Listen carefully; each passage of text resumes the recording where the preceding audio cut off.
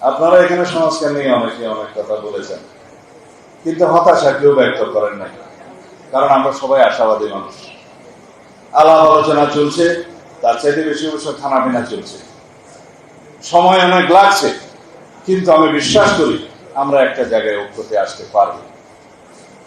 আমরা ঐক্যতে আসার জন্য আমাদের দলের পক্ষ থেকে কি কি বিবেচনা নিয়েছে জাতীয় স্বার্থে আপনারা ইতিমধ্যে লক্ষ্য করেছেন। আমরা বলেছি 10 বছরের বেশি কোনো ব্যক্তি বাংলাদেশের প্রধানমন্ত্রীত্বের আসনে বসতে পারবেন না। এখানেই স্বৈরাচারকে রুখে দেওয়া হলো, এখানেই ফ্যাসিবাদের উৎপত্তি বন্ধ করে দেওয়া হলো। তারপরে কি করা হবে?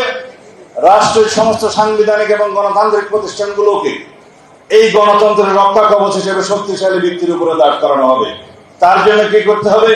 1 নম্বর, বিচার বিভাগের কমপ্লিট স্বাধীনতা আমাদেরকে নিশ্চিত করতে হবে। এটা অবশ্য ক্রমান্বয়ে হয়ে যাচ্ছে। আমরা একদম ইন্ডিপেন্ডেন্স অফ জুডিশিয়ারি যদি এনশিওর করতে পারি, সাংবিধানিকভাবে অবশ্যই এবং আইনিভাবে যদি এনশিওর করতে পারি, তাহলে সেটা গণতন্ত্রের রক্ষা কবচ হবে। সব সময়ের জন্য আমাদের দেশে নির্বাচনকালীন সময়ে কেয়ারটেকার সরকার ব্যবস্থা বহাল থাকতে হবে, সেটা নিশ্চিত হয়েছে।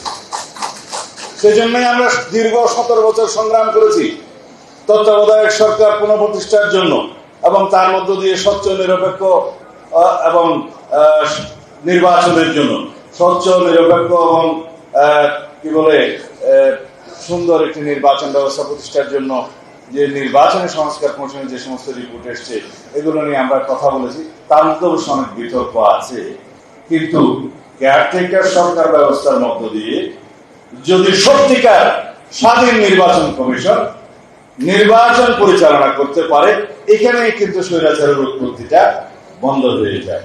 এই কথাগুলো আমি এর জন্যই বলেছি, শুধুমাত্র নির্বাহী বিভাগকে দুর্বল করার মধ্য দিয়ে কিন্তু রাষ্ট্রে একটি গণতান্ত্রিক কাঠামো শক্তিশালী দাঁড় করানো যাবে না।